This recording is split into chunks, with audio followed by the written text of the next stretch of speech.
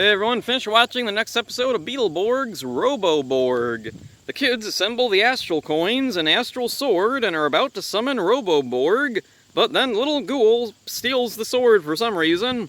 Les Fortunes dresses up as a junk man. He wants to trade the monsters jars of bugs for the astral sword. He gets it and the kids Borg and follow him to get it back. The Hillhurst monsters steal Les Fortune's truck he had for some reason and go to get the sword back, after they finally listen to Flabber about how bad it would be if Robo Borg was summoned and destroys the town. Hillhurst is part of the town. Yeah, the monsters are pretty stupid in these Astral Borg episodes. They get to Nukus's lair and Wolfie steals the sword. The Mantrons chase them and all the Astral Borgs actually show up to help. The kids finally summon Robo Borg and it's a big dramatic introduction. I love the music.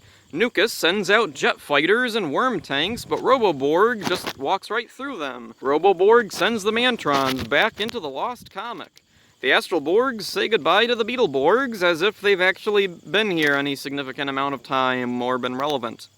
Well, this was a disappointing end to what's easily been some of the worst episodes of the series. Everything's there. New heroes, new villains, new weapons, and a new giant robot. This should work, but it doesn't. Everything has been so half-assed.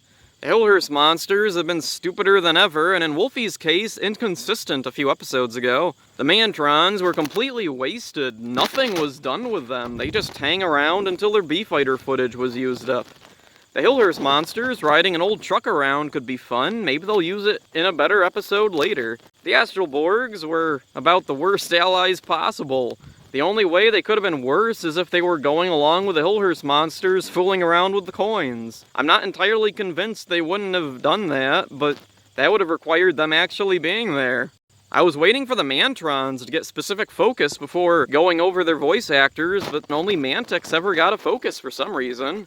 I'm surprised Centipix and Scorpix never got their own focus since they were the only Mantrons to get toys.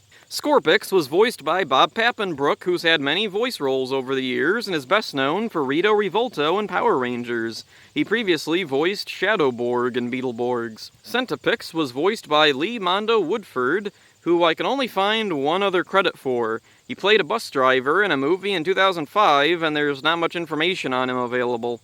Hornix was played by Neil Kaplan, credited as Bob Johnson here for some reason. He's a prolific voice actor who has had many iconic roles and is still going today. He previously voiced some one-off monsters in Beetleborgs, and in Power Rangers voiced Diabolico and Gluto. Finally, Robo-Borg was voiced by Michael Sorich, best known as Squat in Power Rangers and Woody in VR Troopers. He previously voiced Grenade Guy in Beetleborgs. Before these Astral Borg episodes, I was hoping they'd be a fun shake-up, something different. Instead, they were just the most disappointing slog in all of Beetleborgs.